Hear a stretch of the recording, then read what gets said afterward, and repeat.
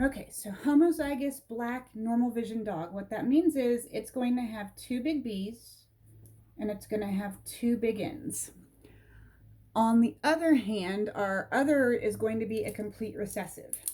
And so what that means is we're crossing that to a dog that is two little B's and two little N's.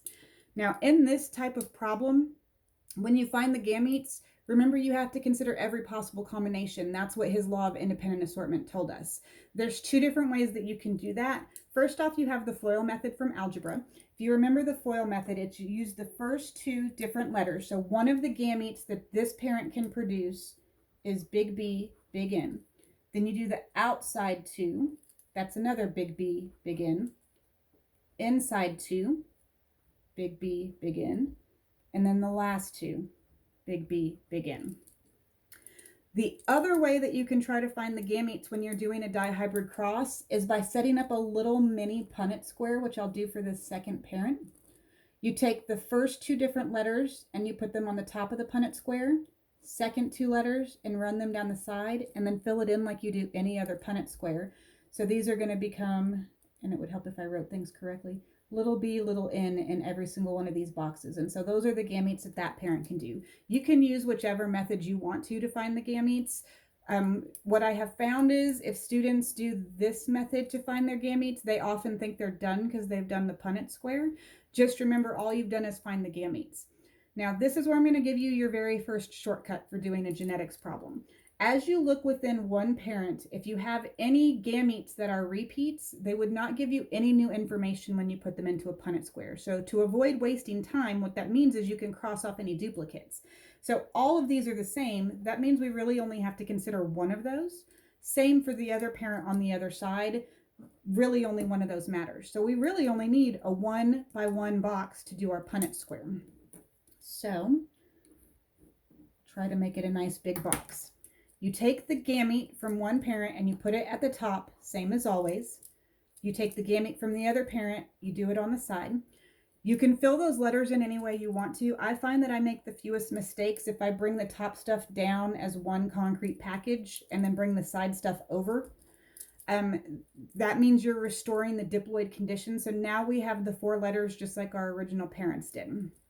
Okay, the next question that I ask you in the notes is write down what the F1 offspring would be. So this is them. Now, where it doesn't matter how you write the letters in the Punnett square, it does matter as you start to write them down when they're going to be our next parent. So you would want to put your B's together and your N's together. Here's what I mean by that. This is going to become big B, big N, little n. So this is our F1 offspring. I could ask you stuff like, what does that dog look like? It's a black lab that can see. It is carrying the chocolate condition and it's carrying the blindness condition. What the problem wants us to do next is cross 2 of those. So that is going to become our parent for the next round.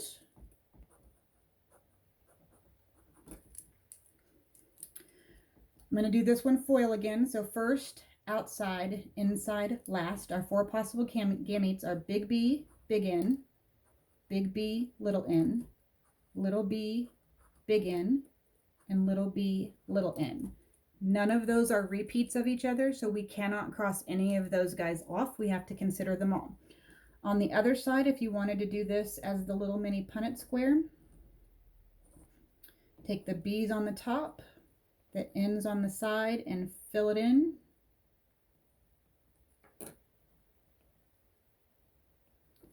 So now we have our gametes. We also, none of those are repeats. We have to consider every single one of them. So next, our Punnett square has to be a 4 by 4 box. I love how there's lines on the page and I'm completely ignoring them. Sorry. All right, so we're going to take these gametes and put them across the top. So we've got big B, big N, big B, little n, little b, big N, little b, little n. Take the gametes from the other parent down the side, big B, big N, little b, big N, big B, little n, little b, little n. Once again, you tend to make fewer mistakes if you just focus on bringing the top stuff down first. So bring all of these down. Big B, begin, big B, begin, all the way down into every box below it. Do that for the other ones as well.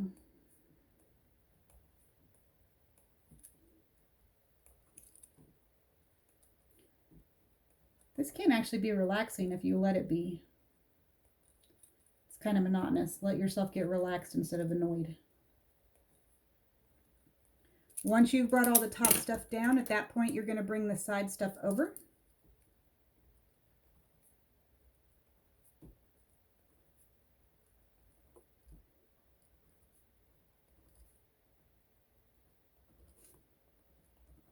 It's really easy to mess up by not really thinking about what you're writing, so just try to pay attention as you go through.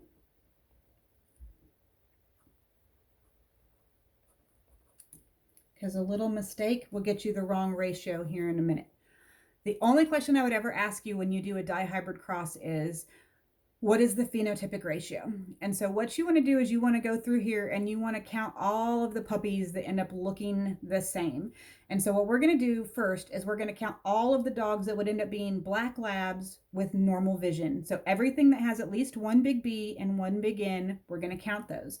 As you count them, I'm going to recommend you go ahead and put a number in there so you know you've counted them. So that one's black and can see. 2, 3, 4, 5, 6, 7, 8,